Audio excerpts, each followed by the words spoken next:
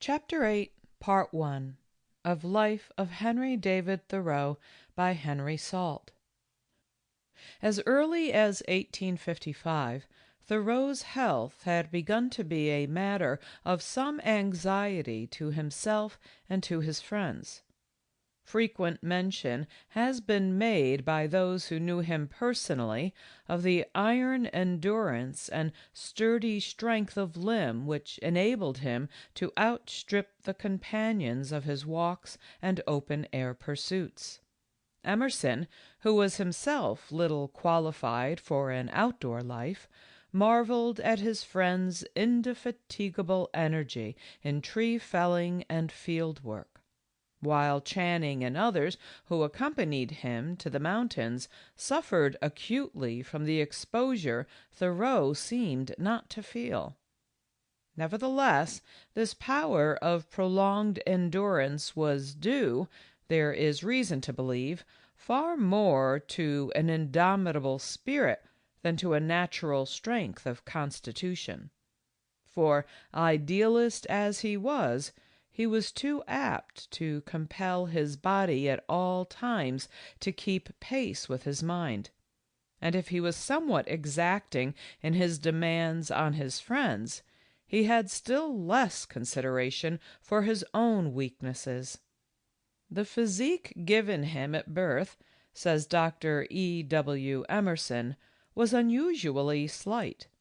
I have never seen a person with more sloping shoulders and seldom a narrower chest. Yet he made his frame all that it could be made. It is on record that his college career was interrupted by an illness which kept him for some time from his studies, and as early as 1841 there is reference in the journal to a bronchial attack, which is significant when read in connection with the story of his closing years. In the autumn of 1855, we find him writing of the months of feebleness that had preceded, and of his satisfaction at partly regaining his health, though he would have liked to know first what it was that ailed him. During the winter that followed, he was able to walk afield as usual, and boasts that he had made it a part of his business to wade in the snow and take the measure of the ice, and that, in spite of his recent ill health, he was probably the greatest walker in Concord. In the spring of 1857, he refers to his 2-year-old invalidity, from which we see that the disquieting symptoms had not wholly abated, and it cannot be doubted that he at all times subjected himself to considerable risks, both by the severity of his exertions in carrying heavy loads and taking long walks, and also in the recklessness with which he exposed himself to all extremes of weather and all changes of season, regardless alike of frost and sun, wind and snow, the chills of midnight and the mists of the early morning. For the present, however, we hear no more of his illness, and he continued to lead the same equable, contented state of life which has already been described. After the appearance of Walden in 1854, Thoreau did not publish any further volume, though he was busily engaged in various literary plans, chief among which was his projected book on the Indians.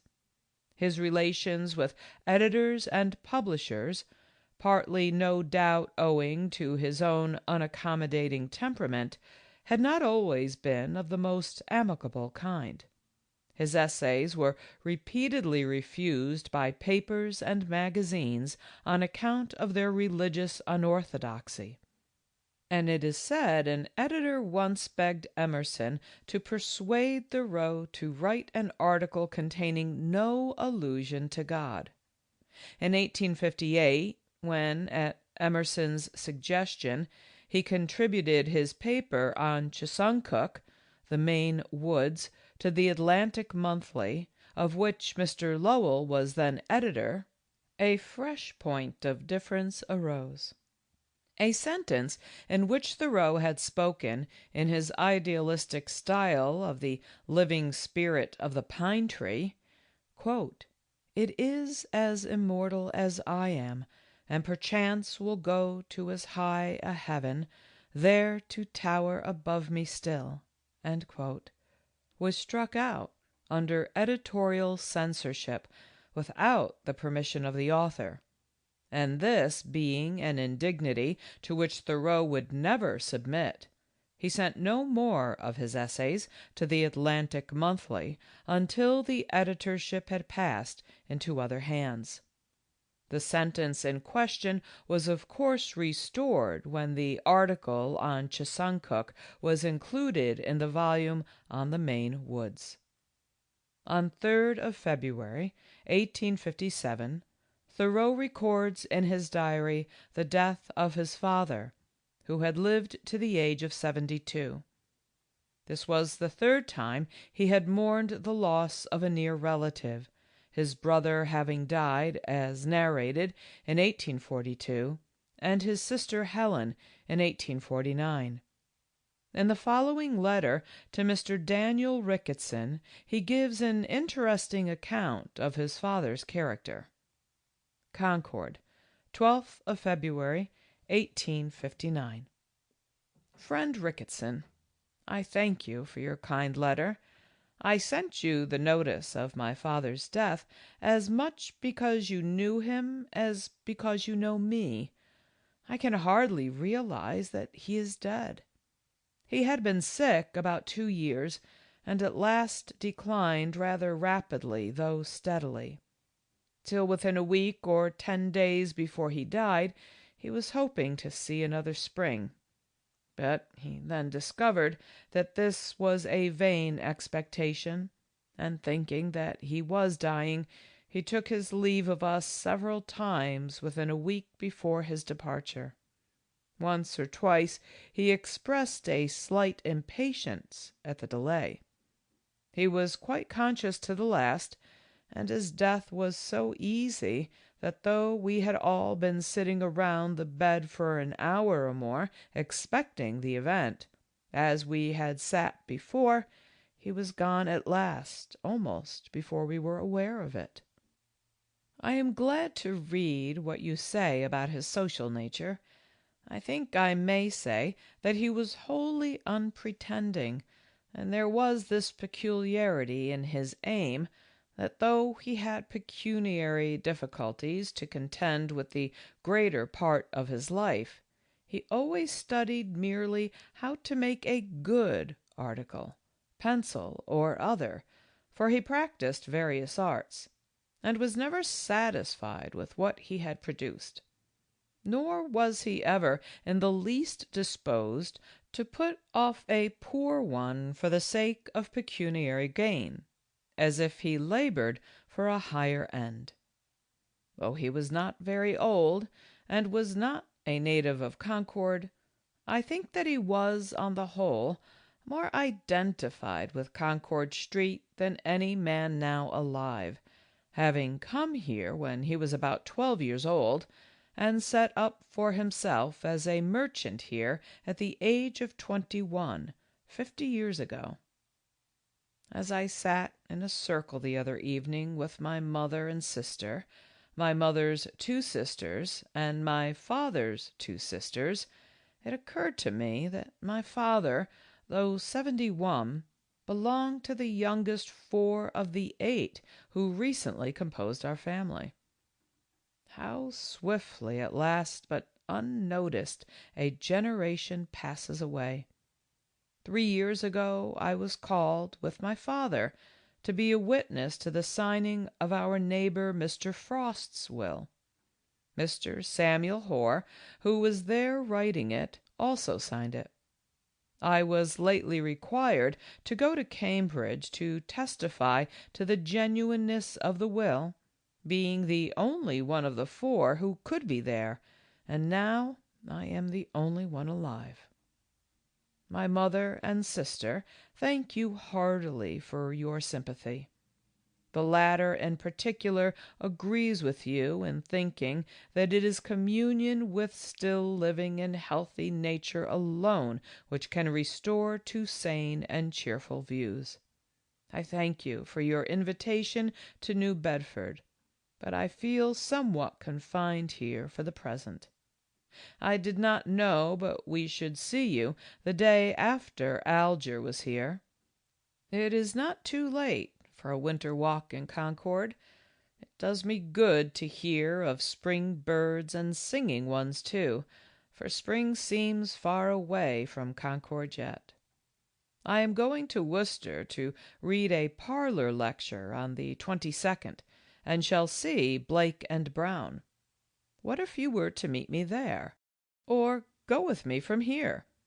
You would see them to good advantage. Chumley has been here again after going as far south as Virginia, and left for Canada about 3 weeks ago. He is a good soul, and I am afraid that I did not sufficiently recognize him. Please remember me to Mrs. Ricketson and to the rest of your family. Yours, Henry David Thoreau. After his father's death, Thoreau carried on the family business, pencil-making, and the preparation of plumbago on behalf of his mother and his younger sister Sophia. This same year, 1859, was destined to be one of the most memorable in his experience. We have seen how he was, from the first, an ardent abolitionist, how he had withdrawn his allegiance from the state of Massachusetts owing to its sanction of slavery, and had delivered lectures and published essays on the subject at a time when the outspoken profession of abolitionist principles was neither safe nor comfortable, and how he had himself assisted escaped slaves in their flight to Canada. True-hearted American though he was, he had little respect for the patriotic feelings of those of his fellow countrymen who could combine a pride in their national liberties with an indifference to Negro slavery. And on one of the occasions when a runaway was surrendered to his owners by the Massachusetts government, he is said to have proposed to his townsmen at Concord that the monument which commemorated American independence should be coated with black paint. When he was introduced to John Brown in 1857, he doubtless recognized in him the one righteous man whose advent he had heralded in the essay on slavery in Massachusetts, which he had written and published several years before, and it is not difficult to imagine the intensity of admiration with which he must have followed the phases of the great emancipator's career. Himself an individualist, and, as regards politics, less a man of action than a man of thought, he reverenced in Brown the very qualities in which he was himself deficient. The final effort of Brown's heroism was now at hand, and the events that followed proved to be in some respects the crowning point of Thoreau's life also. In October 1859, John Brown, who was just entering on his 60th year, was again in Concord, and it was from Mr. Sanborn's house that he started on his last and fateful expedition against the Virginian slaveholders. On the 16th of October, Brown was arrested at Harper's Ferry, and then ensued those 7 weeks of suspense and anxiety and vituperation which ended in his trial and death. To Thoreau, the anchorite and idealist, belongs the lasting honor of having spoken the first public utterance on behalf of John Brown, at a time when a torrent of ridicule and abuse was being poured by the American press on the so-called crazy enthusiast whose life was to pay forfeit for his boldness. Notice was given by Thoreau that he would speak in the town hall on Sunday evening, 30th of October, on the subject of John Brown's condition and character. And when this course was deprecated by certain Republicans and abolitionists as hasty and ill-advised, they received the emphatic assurance that he had not sent to them for advice, but to announce his intention of speaking. A large and attentive audience, composed of men of all parties, assembled to hear Thoreau's address, the plea for Captain John Brown, which is in every respect one of the very finest of his writings. In the plainest and most unequivocal terms, and with all his accustomed incisiveness of style and expression, he avowed his absolute approval of the conduct of a man who was indicted as a rebel and traitor. When we read the magnificent and heart-stirring passages in which he eulogized the heroic character of John Brown, we can well believe Emerson's statement that the address was heard by all respectfully, by many with a sympathy that surprised themselves. On November 1st, Thoreau read the same lecture at Boston, an event which was reported in the Liberator of November 4th. This exciting theme, it says, seemed to have awakened the hermit of Concord from his usual state of philosophic indifference, and he spoke with real enthusiasm for an hour and a half. A very large audience listened to this lecture, crowding the hall half an hour before the time of its commencement, and giving hearty applause to some of the most energetic expressions of the speaker. The time was short, and from the first it could scarcely have been hoped that Brown's life would be spared.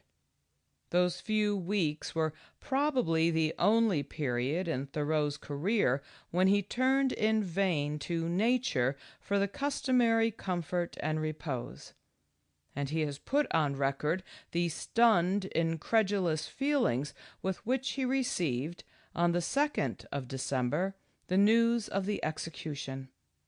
On that day, a solemn service in commemoration of Brown's martyrdom was held in the town hall at Concord, when addresses were delivered by Thoreau, Alcott, Emerson, and other abolitionists, and a funeral hymn composed by Sanborn was sung by those assembled.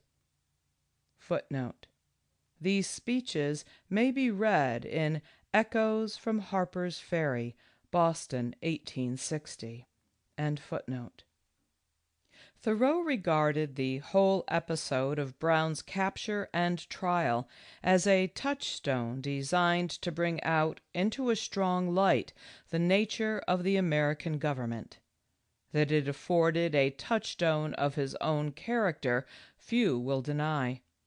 It has been well remarked by John Burroughs that this instant and unequivocal endorsement of Brown by Thoreau, in the face of the most overwhelming public opinion even among anti-slavery men, throws a flood of light upon him. It is the most significant act of his life. It clinches him. It makes the colors fast.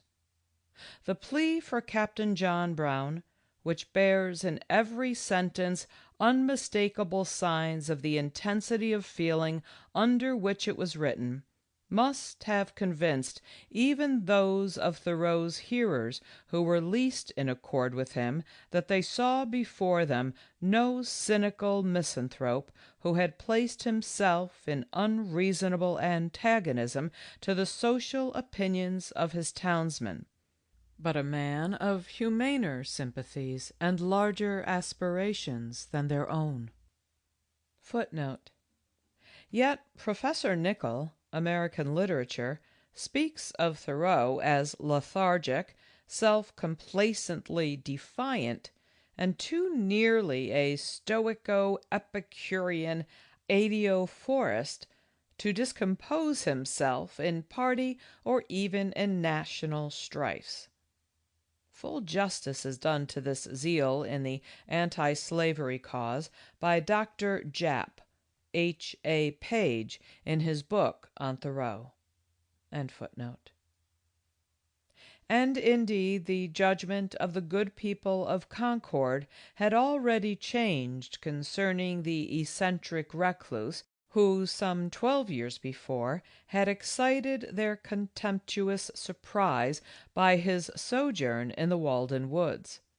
They had learned to appreciate the kindness and courtesy that underlay his rough exterior, and the shrewd wisdom which found expression in his trenchant and outspoken words. He thus came to be respected and honored in the very quarter where honor is proverbially most difficult to attain for the prophet who is not willing to prophesy smooth things. And his fellow citizens recognized the superiority of character which addressed all men with a native authority. Nor had the lapse of years and the increase of experience failed to exercise a mellowing effect on Thoreau's own temperament, and his intimate friends have noted how the foibles and crudeness which marked the less pleasing side in his distinctive and self-assertive personality were gradually losing their sharpness as he grew older, while he still retained all the freshness and originality of his genius, and looked forward to the future with the same unbounded confidence as ever. This prospect, unhappily, was not destined to be realized, but there is satisfaction in the thought that it was his championship of John Brown which formed the last public act of Thoreau's career, and that no act could possibly have been more characteristic and significant. It was in November 1860 that his fatal illness had its beginning. He took a severe cold while counting the rings on trees, at a time when the ground was covered with a deep snow.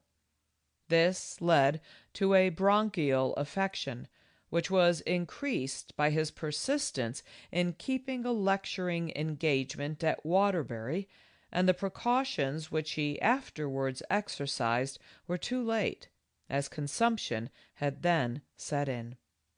It is to be noted that his grandfather, the emigrant from St. Helier, had died of consumption, so that it is possible that Thoreau inherited consumptive tendencies from that source.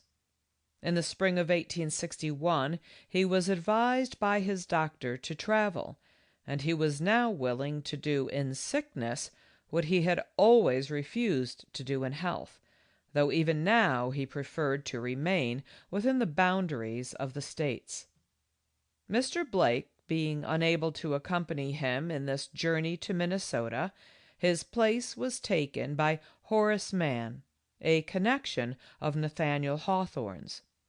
In a letter addressed to Mr. Sanborn from Minnesota on the 26th of June, Thoreau speaks of himself as better in health than when he left home, but still far from well, having performed the journey in a very dead and alive manner, though he much enjoyed the weeks they spent in the neighborhood of St. Paul's and the novel sights of the Mississippi.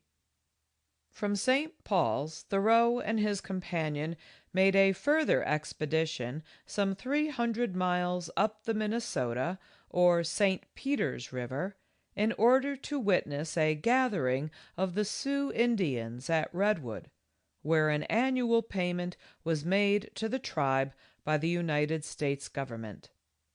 One of the sights which most interested Thoreau during this tour in the West was that of the aboriginal crab apple, as told by him in the essay on wild apples, which appeared in the Atlantic Monthly in 1862. Meantime, the spark which had been kindled by John Brown's heroism had not been quenched by his death, and the war between the Northern and Southern states had already commenced in the spring of 1861. The misfortunes of the North in the first months of the war affected Thoreau so powerfully that he used to say he could never recover while the war lasted, and he told his friends in these dark days that he was sick for his country. There is not the least justification for Lowell's statement that Thoreau looked with utter contempt on the august drama of destiny, of which his country was the scene, and on which the curtain had already risen. Was it Thoreau or Lowell, asks Wentworth Higginson, who found a voice when the curtain fell, after the first act of that drama, upon the scaffold of John Brown? Had Thoreau retained health and life, there is no telling but what the Civil War might have brought out a wholly new aspect of him, as it did for so many. End of Chapter 8, Part 1.